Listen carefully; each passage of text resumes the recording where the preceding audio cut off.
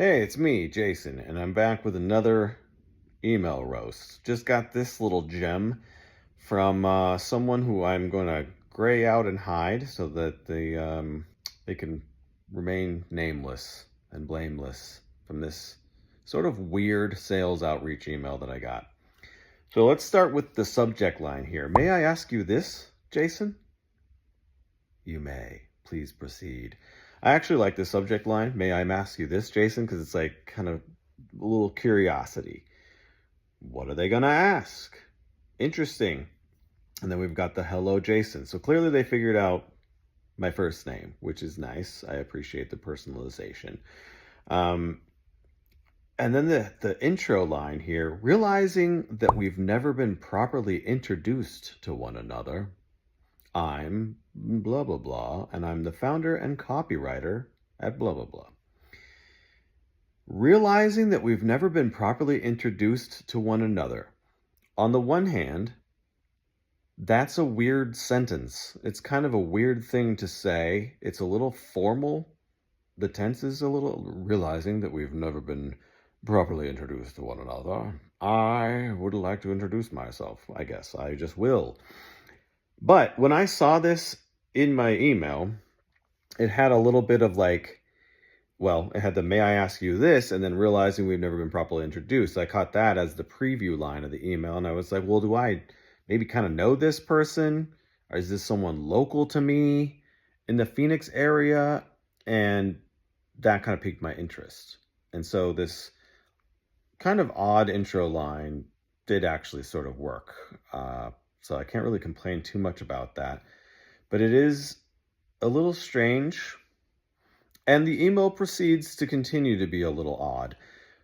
Knowing that I'm reaching out to you in an unconventional way by cold outreach, I'm uncertain if Althouse, that's the kind of like company-ish thing that my work partner and I use, is currently looking for a copywriter or not. Althouse is typically spelled as two words, like on our website and stuff, but in my email, I guess, jason@althouse.co, it's one word, so I can tell where that came from. But this sentence is strange. Knowing that I'm reaching out to you in an unconventional way by cold outreach. Okay, one, it's strange to call it cold outreach unless you're emailing people who are definitely going to know what that is, which in this case is me, but a lot of the other companies he seems to be working with, it's probably not. Cold outreach is industry jargon. That's, like most people would just call that spam. Generously, we can say that it is, legal, not spam. Email outreach might be a better way to say that. But it's not unconventional. Everybody gets salesy emails like this all the time. This might be one of the most conventional ways to reach out to someone nowadays. It would be more unconventional if you showed up at my house or if you called me. So anyway, that's weird. And it's an odd excuse, but I don't know. Like this whole sentence sort of makes me feel like, well, if you have done your research about my company at all, you would know that I'm a copywriter. And so I'm probably not looking for a copywriter, but maybe I'm looking for more copywriting help. Maybe I don't have time to do it all. There's so much copywriting to do. Anyway, let's proceed. However, if a copywriter is something you're currently looking for, which, by the way, you could just say looking for, because if I'm looking, I'm currently looking. That's redundant. I may be able to provide support. How about you can provide support using a top of funnel writing technique, aka cold outreach, that successfully helped the following clients below.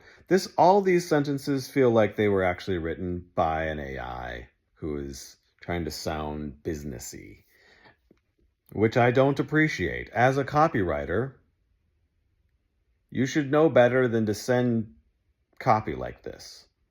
How about but if you are looking for a copywriter, I can provide support doing cold outreach to generate leads like I did for the following clients. Florida franchise. I do like that they have 3 examples of people that they've helped with their cold outreach, with their top of funnel writing technique. That's cool. Would it be wrong of me to ask if you're currently looking for a copywriter to drive better conversions? It would not be wrong. But again, that's a weird sentence.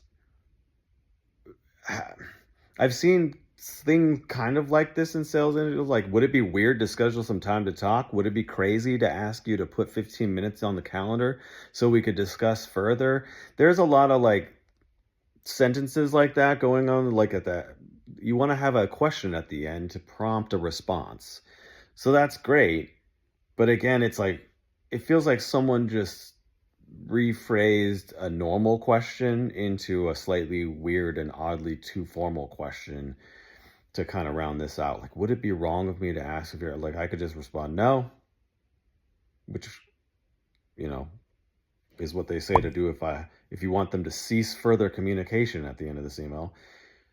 But what I would be answering is like, no, it would not be wrong.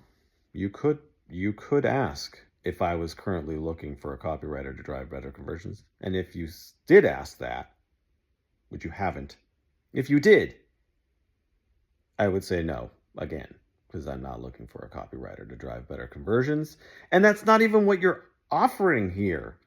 Just ask me if I want more leads for my business. Like, would you be interested in a cold email campaign to generate more leads for Alt House? To get more clients? We got more clients for people like this. This whole thing is odd.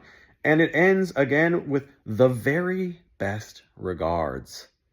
Not the warmest regards, not warm regards, not plain regards. These are the very best regards. And you know what? I do appreciate you sending me the very best regards, because at least you got that.